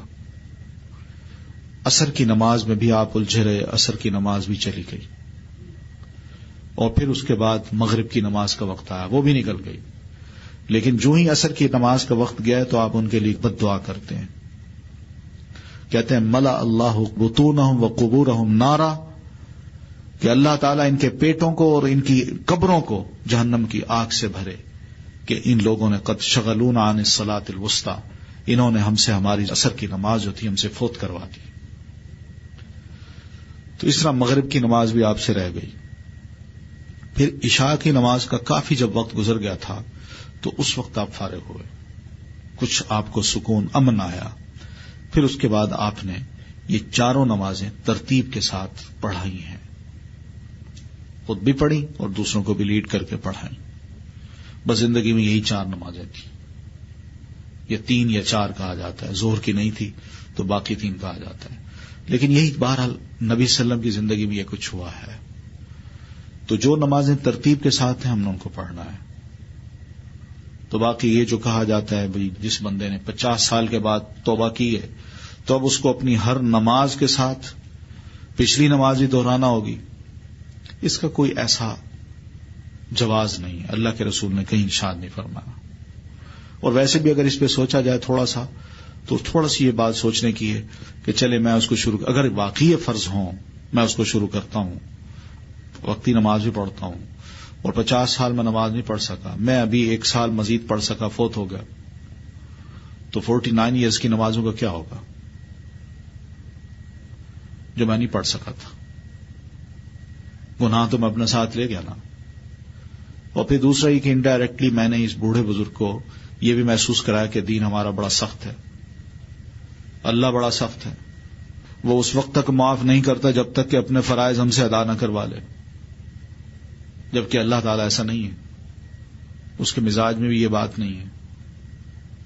اللہ تعالیٰ اگر 100 بندوں کے قاتل کو معاف کر سکتا ہے، جو آپ نے حدیث پڑھی ہوگی، سنا ہوگا کئی دفعہ، 100 بندوں کے قاتل کو اللہ اگر معاف کر سکتا ہے، بے ایمان کو معاف کر سکتا ہے، تو مومن کو کیوں نہیں معاف کر سکتا؟ تو یہ چیز ہے. تو اس میں یہ جو کہا جاتا ہے نا کہ بھئی قضاء عمری ہم نے پڑھنی ہے، یہ احتیاطاً تو لوگ کہہ دیتے ہیں، لیکن یہ شرعاً اس کا کوئی مسئلہ ثابت نہیں ہے. جی قرآن مجید میں یہ ہے کہ اللہ فرماتے ان الصلاۃ کانت علی المؤمنین کتابا موقوتا، اللہ تعالیٰ نے اہل ایمان پر نماز کو فرض قرار دیا ہے وقت پر، جو نماز کا وقت ہے اس وقت ہم نے نماز پڑھنی ہے، وقت سے پہلے نہیں پڑھنی اور وقت کے بعد بھی نہیں پڑھنی. جی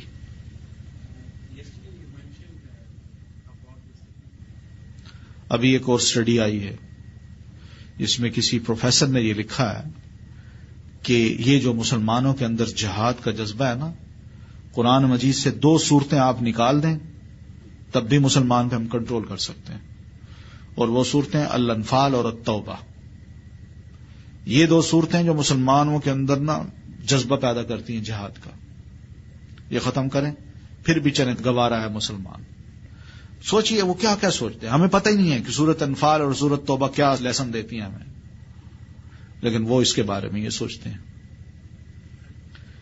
تو مقصد کہنے کا یہ ہے کہ قرآن مجید واقعی جب اس کو اللہ تعالیٰ نے یہ کہا ہدن للناس ہدن للمتقین، تو یہ اس دور کے مسلمان نہیں تھے یا اس دور کے لوگ نہیں تھے، یہ قیامت تک کے جو لوگ ہیں ان کے لیے یہ ہدایت کا ایک سبب بنے گی.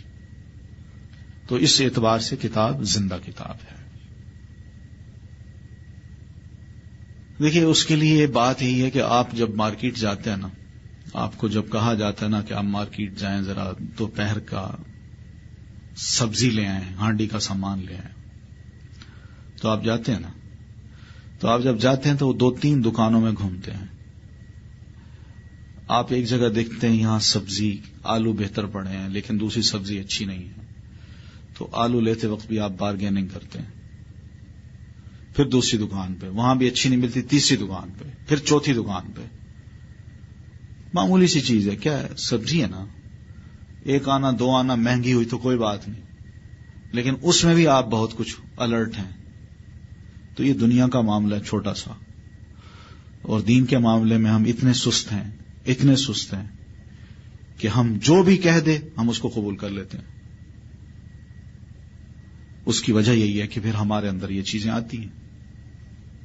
ہمیں سوچنا چاہیے اس معاملے میں، ہمیں تھوڑی سی نا آگے بڑھنا چاہیے کہ دیکھیں ایک مسئلہ یہ بتاتا ہے، وہی مسئلہ دوسرا کیا بتا رہا ہے، اس کا سورس کیا ہے، یہ سورس کیا بتاتا ہے، وہ کیا بتاتا ہے، تیسرا کیا بتاتا ہے، تو ہم جان لیں گے، اچھی چیز ہمارے سامنے آ جائے گی. ہم یہ نہیں کام کرتے، ہم کہتے نہیں وہ انہوں نے جو کہہ دیا ہم کرنے کو تیار ہیں، اب اس کے کرنے نہ کرنے کا گناہ اس پر. یہ درست رویہ نہیں ہے. مسلمان کو اللہ تعالیٰ یہ چاہتا ہے کہ وہ پورے شعور کے ساتھ دین کو سمجھے اور شعور کے ساتھ عمل کرے. یہ دین کا معاملہ ہے، اس کے عمل کا معاملہ اور اس کی آخرت کا معاملہ ہے. ہم اس وقت اپنے سارے دیکھیں نا، آپ دوسرے معاملے کو چھوڑیں، میں آپ کو چھوٹی سی بات یہ بھی کر دوں کہ ہمارے ہاں پاکستان میں ایک تھوڑا سا سروے ہوا تھا، اور ہماری یونیورسٹی کی دعویٰ اکیڈمی ہے اس نے کرایا تھا، اور یہ سروے ان کے پاس محفوظ ہے. سروے یہ کیا کہ ملک کے جو 7 بڑے شہر تھے، یہ بڑے المیہ کی بات ہے جو میں آپ کو سنا رہا ہوں، ٹریجڈی ہے یہ. 7 بڑے جو شہر تھے نا، ان کی جو بڑی بڑی مساجد ہیں، ان کے خطباء اور ائمہ کا ایک سروے کیا گیا تھا کہ یہ کس پائے کے لوگ ہیں. کراچی، حیدرآباد، ملتان، فیصل آباد، لاہور اور پشاور، یہ شہر تھے. بڑی بڑی مسجدوں کے جو خطباء تھے ان کا ایک پورا ڈیٹا اکٹھا کیا گیا. علم کہاں پڑھے آپ، بیسک مزید تعلیم کیا ہے، یہ کیا ہے، یہ کیا ہے.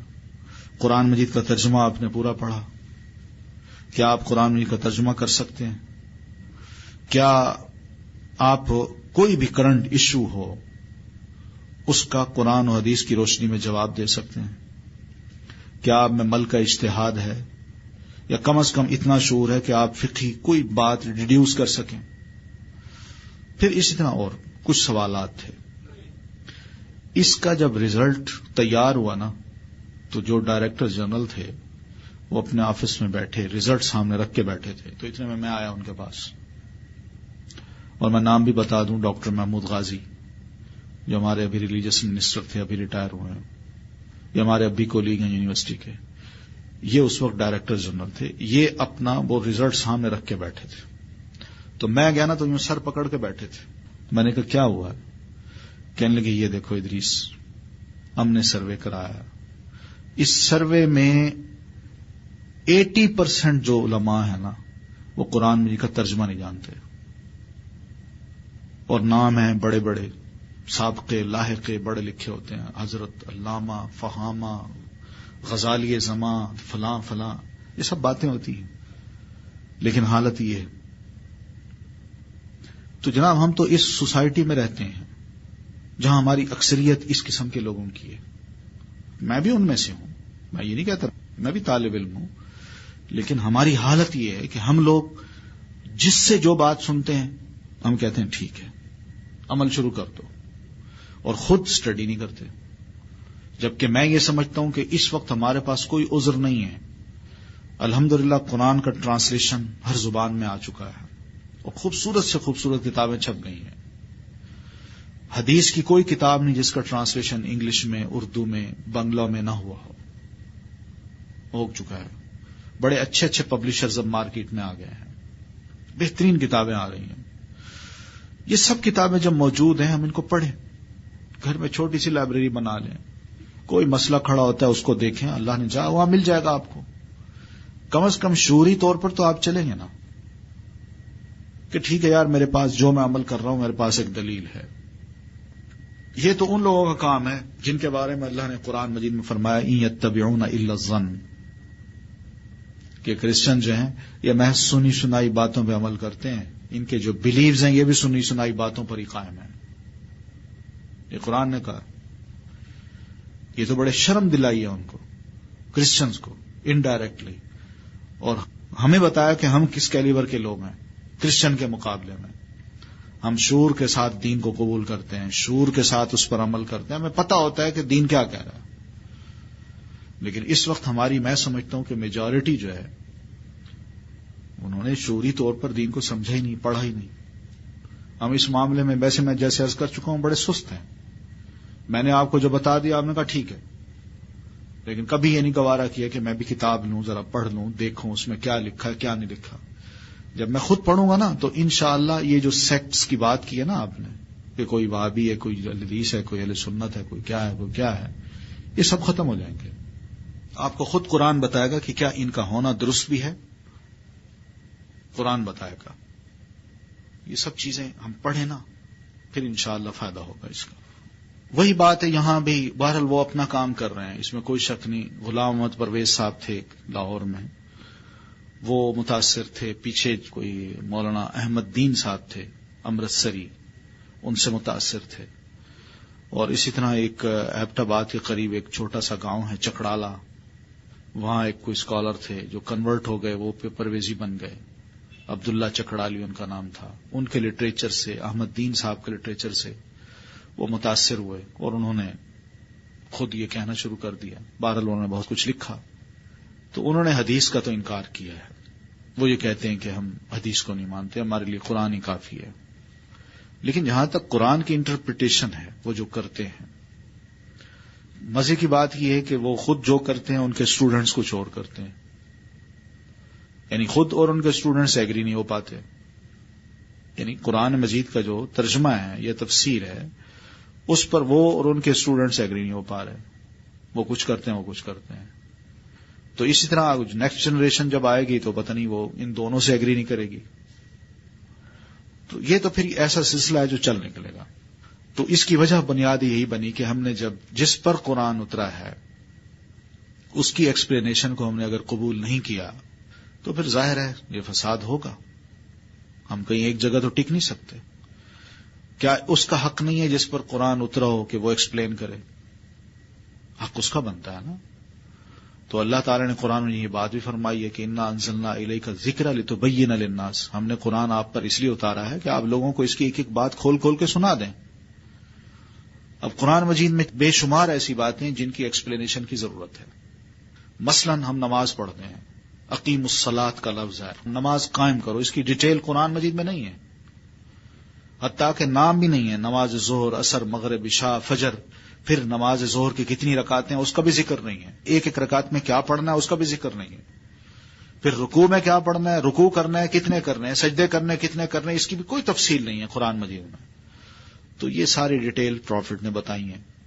تو اس لیے قرآن کو پروفٹ سے ہم علیحدہ نہیں کر سکتے اور پروفٹ کو قرآن سے علیحدہ نہیں کر سکتے. جس قرآن کو ہم یہ قبول کرتے ہیں کہ پروفٹ پہ اترا ہے اور اس پروفٹ نے اپنے منہ سے وہ لفظ کہے ہیں اور یہ کہا یہ اللہ کا کلام ہے، اسی پروفٹ کے منہ سے نکلے یہ الفاظ تو ہم قبول کر لیں کہ یہ اللہ کا کلام ہے، لیکن اس پروفٹ کے منہ سے اگر یہ لفظ نکلیں کہ یہ میں یوں کرتا ہوں، یہ کہو، یہ کرو، یہ نہ کرو، وہ کہیں ہم نہیں مانتے. یہ بڑی عجیب سی بات ہے. ظاہر کنفیوژنز تو ہوں گی. دیکھیں نا، اگر ہمیں اس بات کا علم نہ ہو کہ پروفٹ کا کیا مقام ہے ہمارے دین میں یا قرآن مجید نے کیا بتایا ہے، تو ظاہر ہے ہم پروفٹ کو پھر یہی سمجھیں گے جیسے وہ ڈیفائن کرتے ہیں کہ پروفٹ واز اے پوسٹ مین، لائک اے پوسٹ مین، کہ جس طرح پوسٹ مین آپ کے گھر میں ایک لیٹر ڈال کے چلا جاتا ہے تو اس کے بعد پوسٹ مین کا یہ کام نہیں ہوتا کہ وہ کھول کے آپ کو سنائے، بلکہ وہ آپ کا کام ہوتا ہے کہ آپ اس کو کھولیں، لیٹر کو پڑھیں اور جو کچھ اس میں اس پہ عمل کریں. تو پروفٹ کو اگر ہم پھر تو یہ مقام دے دیں گے تو یہ تو بڑا عجیب سی بات ہے. جبکہ قرآن مجید کے بارے میں یہ نہیں کہا گیا کہ پروفٹ کو ہم پوسٹ مین بنا کے بھیج رہے ہیں، بلکہ یہ کہا ہم نے آپ پر اتارا ہے، آپ ہی کی ذمہ داری کہ آپ اس کو کھول کھول کے بیان کریں. تو یہ غلط فہمیاں تو ہوں گی. ہمیں جب قرآن ایک ٹیکسٹ کا پتہ نہیں چلے گا، پروفٹ کے پلیس کا یا اس کا جو مقام ہے وہ پتہ نہیں چلے گا، تو پھر اس قسم کی غلط فہمیاں تو بڑی آسانی سے پھیل سکتی ہیں. اور دوسری بات یہ کہ اس وقت لوگوں کے لیے ہماری جو مسلم سوسائٹی ہے بڑی زرخیز زمین ہے کہ آپ اس میں جو فتنہ اٹھانا چاہیں اٹھا لیں، اور لوگ کر رہے ہیں. آپ کی یہ تو کوئی بات ہی نہیں، بلکہ وہاں رحیم یار خان کے قریب ہی ایک بڑا چھوٹا سا ایک جنگل ہے. اس جنگل میں ایک صاحب نے کوئی ایسا اثر کیا لوگوں پر کہ کچھ لوگ ایسے تیار کر لی جو پڑھے لکھے تھے، ان کو یہ تیار کی کہ میں جس مذہب کو انٹروڈیوس کرا رہے ہیں آپ اس کو فالو کریں، اور وہ یہ مذہب ہے کہ ہم بالکل الف ننگے رہیں گے. اور لوگ تیار بھی ہو گئے اور اس کے ساتھ جنگل میں رہ رہے تھے، جن میں کچھ عورتیں بھی تھیں. تو ان کو پکڑا ہے پولیس نے اور پکڑ کے ان کو ٹھیک کیا. لیکن سوچئے نا کہ آخر وہ کیا اس کا انداز ہوگا گفتگو کرنے کا کہ لوگوں کے کپڑے اتروا دے. آپ یہ بھی سوچئے نا. ہیں نہیں، وہ شیطان بھی ہو لیکن وہ انسان، ہم انسان ہی تھے جو اس کو ہم نے اس کی بات مان لی. یہ انٹرسٹنگ بات یہ اسی منکرین حدیث کے سلسلے میں ہے. وہ ایجپشین رشاد خلیفہ جس نے وہ 19 کے پرنسپل 19 کی تھیوری جو پیش کی، جی جی پیش کیا تھا، وہ تو بعد میں اس نے اپنے کو رسول ڈکلیئر کیا. جی ہاں جی ہاں جی ہاں. اس کو قتل کر دیا گیا. تو اس نے پہلے جو ترجمہ کیا انگریزی میں، اس میں پورے قرآن کا ترجمہ کیا. تو حدیث کو اس نے فٹ نوٹس میں حدیث کو تو ریجیکٹ کیا، لیکن بعد میں ایک آتھورائزڈ ورژن اس نے کہا جس میں سورہ توبہ کی 2 آیتیں، آخری 2 آیتیں نکال دی تھی. 2 آیتیں نکال دی. He just deleted from the وہ اس وجہ سے کہ اس کی 19 کی تھیوری جو تھی نا وہ ان 2 آیتوں پہ فٹ نہیں بیٹھتی تھی. تو اس نے یہ کہا کہ یہ بعد میں لوگوں نے داخل کر دیا ہے. بھائی اپنی تھیوری کو تم غلط کہو، ہاں، اور اپنی اس کا آیات کو کہا یہ بعد میں لوگوں نے داخل کی ہیں، یہ پروفٹ پہ نازل نہیں ہوئی. لیکن کافی ان کے لوگ اب کنورٹ ہو گئے ہیں، ٹھیک ہو گئے ہیں. ہاں، بہت ٹھیک ہو گئے ہیں ان کے لوگ. بزنس پارٹنر، یہ آپ نے آخر میں بات کی، ورنہ میں کچھ اور سمجھا تھا. ہاں ہاں ہاں ہاں بالکل، نہ بالکل بالکل، ہاں کیوں نہیں کر سکتے.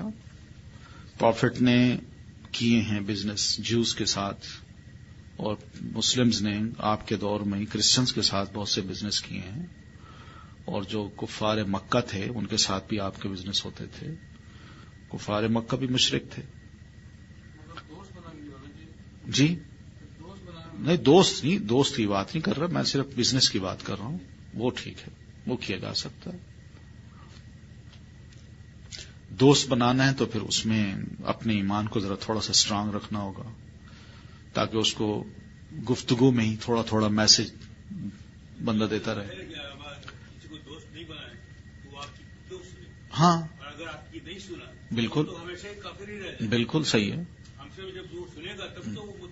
بالکل بالکل.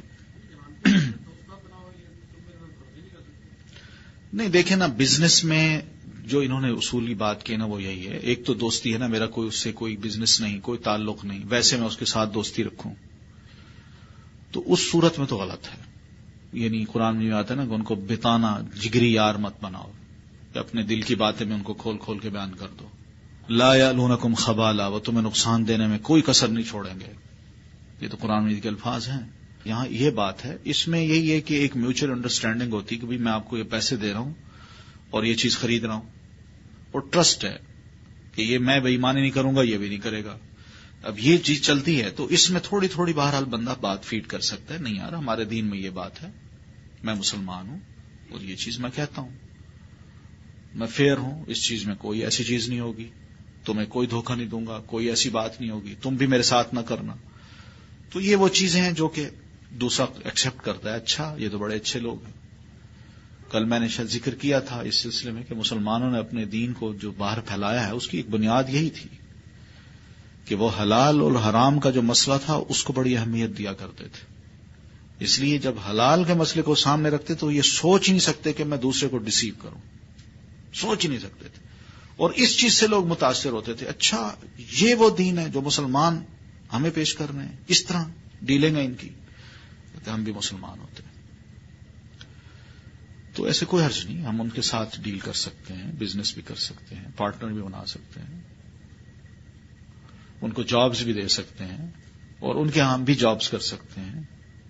یہ جو کمپینین، یہ خاص طور پر یہ خلفاء تھے، حضرت عمر، حضرت علی، حضرت عثمان، ان کے ہاں ان کے آفیسز میں کچھ نان مسلمز بھی تھے، کرسچنز بھی تھے جنہوں نے رکھے ہوئے تھے اور ان سے جاب لیتے تھے. پھر ہمارے بعد کے خلفاء جو ہیں ان میں بیشتر جو تھے ان کے جو ڈاکٹر ہوتے تھے، فیملی ڈاکٹر، وہ اکثر کرسچن ہوتے تھے. کوئی ایسا حرج نہیں. بات پتہ کیا ہے، میلاد میں اگر کوئی دین کی تعلیم ہو رہی ہے پھر تو ٹھیک ہے، آپ اس کو بلائیں تاکہ وہ یہ سمجھے کہ اسلام کیا ہے. ایسے نان مسلم کو بلا کے، یعنی ہمارے جو چھوٹے چھوٹے جو ریچولز ہیں وہ آ کے پھر ان کو کمپیریزن کرتے ہیں اپنے ریچولز سے، اس سے ان کی تھاٹ نہیں بدلتی. جو میں سمجھتا ہوں کہ وہ یہ ہونا چاہیے کہ اسلام کے موضوع پہ کوئی لیکچر ہو، کمپیریٹو اسٹڈی کا ہو، تو ان کو آپ بلائیں اور وہ آئیں، ان کے ذہنوں میں اگر کوئی سوال ہیں وہ کریں. اللہ کرے گا انشاءاللہ مطمئن ہو کے جب جائیں گے تو یہ بھی ہو سکتا ہے وہیں اناؤنس کر دیں کہ ہاں جی ہم مسلمان ہوتے ہیں. وہ زیادہ بہتر ہے. مسجد میں کرسچن جو ہے نا اس کو تو پروفٹ نے الاؤ کیا ہے، جوز بھی، اور لیکن یہ جو دوسرے لوگ ہیں نا ان کو نہیں. ان کو آپ اپنے گھر میں بلا سکتے ہیں. یعنی ہم اتنے اسٹرکٹ نہیں ہیں، یقین مانے، جتنے یہ لوگ ہیں. آپ ان کو یہ بھی کہیں نا کہ آپ ہمارے گھر آئیں، کھانا کھائیں، ہم آپ کو سبزی پکا کے کھلائیں گے. وہ یہ کہیں گے برتن ہم آپ کو لا دیتے ہیں، اس برتن میں پکا کے کھلائیں. یا وہ یہ کہے گا کہ مارکیٹ سے میرے لیے نئی ہانڈی لاؤ. وہ اتنے اسٹرکٹ ہیں. میں نے نام نہیں سنا ان کا، عبد الوہاب صاحب کا. ٹھیک ہے، تبلیغی جماعت جو کام کر رہی درست ہے. ہاں ہوں گے، بہرحال مجھے اتنا زیادہ علم نہیں، لیکن بہرحال ان کا اچھا کام ہے. اللہ تعالیٰ ان کو توفیق دے رہا ہے. وہ لوگوں کو کم از کم، ہمارے ہاں جیسے میں کر رہا ہوں، ہمارے ہاں تو اکثر لوگ کلمہ نہیں پڑھنا جانتے. وہ کوشش یہ بھی کر رہے ہیں چلیں کلمہ پڑھا دیا، اس کا معنی مفہوم بتا دیا تھوڑا سا، پھر ان کو گھیر گھار کے مسجد لے آئے. بڑی نیکی ہے، بڑا اچھا کام ہے اور اس کی بھی ضرورت ہے. ہمارے ایک دوست ہیں جو ہیوسٹن میں ہوتے ہیں، یو ایس اے میں، ہیوسٹن میں ہوتے ہیں ہمارے ایک دوست، جنہوں نے قرآن مجید کا ترجمہ کیا انگلش، رننگ ٹرانسلیشن. فاروق اعظم ملک ان کا نام ہے. وہ بہت پاپولر ہے وہاں امریکہ میں، یہ ٹرانسلیشن بہت پاپولر ہوا ہے. تو وہ پچھلے دنوں تشریف لائے وہاں اسلام آباد میرے پاس. تو کہنے لگے ایک دن کے لیے میں جا رہا ہوں، پھر میں آ جاؤں گا. ٹھیک ہے. دوسرے دن جب آئے تو مجھے کہتے ہیں بڑی عجیب سی بات اس ملک میں دیکھ رہا ہوں. 30-40 سال ہو گئے مجھے اس ملک سے نکلے ہوئے، لیکن آج میری طبیعت بڑی خراب ہے. میں نے کہا کیا ہوا؟ کہتے ہیں وہ مجھے لے گئے تھے ایک وزٹ کرانے جیل کا، اور ایک صاحب ہیں جو وہاں پر جیل میں قرآن کو پڑھوانے کی انہوں نے کلاسز شروع کر رکھی ہیں، اور مختلف قاری حضرات کو اپوائنٹ کیا ہوا کہ آپ یہاں جیلی کو قرآن پڑھائیں. کہتے ہیں وہ کلاسز مجھے دکھانے لے گئے. تو میں جب جیل میں گیا تو وہاں چھوٹے چھوٹے کمرے تھے کوئی جیلی حضرات کے، تو ان میں قاری صاحب بیٹھے ہیں، 2-3 جو قیدی ہیں ان کو قرآن پڑھا رہے ہیں. دوسرے کمرے میں گئے تو وہاں بھی 3-4 بیٹھے تھے، ان کو قرآن پڑھا رہے ہیں. تو اس طرح بہت سی کلاسز تھی. تو ان کے بعد نا مجھے ایک بڑے ہال میں لے گئے، تو وہاں سب ہال فل تھا، سب قیدی تھے. تو وہاں ایک صاحب کھڑے ان کو کچھ پڑھا رہے تھے. تو کہتے ہیں میں نے انٹر ہوا تو میں نے دیکھا کہ وہ الا اللہ محمد الرسول اللہ کہہ رہے تھے. تو میں نے کہا بھئی یہ کیا کلاس ہے؟ کہنے جی یہ کلمہ کلاس ہے. ان کو قیدیوں کو کلمہ پڑھنا نہیں آتا. آپ اندازہ کیجئے کہ کیا ہمارے نام ہیں. دنیا کو ہم کیا باور کراتے ہیں جناب ہم سے بڑھ کر کوئی فنڈامنٹلسٹ کوئی ملیٹنٹ ہے ہی نہیں، اور اپنے گھر کی یہ حالت ہے کہ ہماری اکثریت کو کلمہ پڑھنا نہیں آتا. یہ بہرحال مسائل ہیں بڑے عجیب و غریب. چند لوگ ہیں وہ اپنے آپ کو اس طرح ہائی لائٹ کر دیتے ہیں کہ پوری قوم کو ویسے رنگ بنا کے پیش کر دیتے ہیں کہ پوری قوم ایسی ہے، جبکہ اندر بڑی کمزوریاں ہماری، بہت کمزوریاں ہیں جن کو ہم تسلیم نہیں کر پا رہے. دعا کر لیتے ہیں. یا رب لک الحمد کما ينبغي لجلال وجهك وعظیم سلطانك. اللهم صل على محمد وعلى آل محمد وبارك على محمد وعلى آل محمد انك حميد مجيد.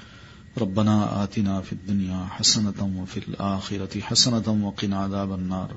اللهم احسن عاقبتنا في الأمور كلها وأجرنا من خزي الدنيا وعذاب الآخرة. ربنا اغفر لنا ولإخواننا الذين سبقونا بالإيمان ولا تجعل في قلوبنا غلا للذين آمنوا ربنا إنك رؤوف رحيم. اللهم اشف مرضانا ومرضى المسلمين. اللهم اشف مرضانا ومرضى المسلمين. اللهم اشف مرضانا ومرضى المسلمين. اذهب البأس رب الناس واشف انت الشافي لا شفاء الا شفاؤك شفاء لا يغادر سقما. اللهم الف بين قلوبنا واصلح ذات بيننا. ربنا تقبل منا انك انت السميع العليم وتب علينا انك انت التواب الرحيم. وصلى الله تعالى على خير خلقه محمد وآله واصحابه اجمعين برحمتك يا ارحم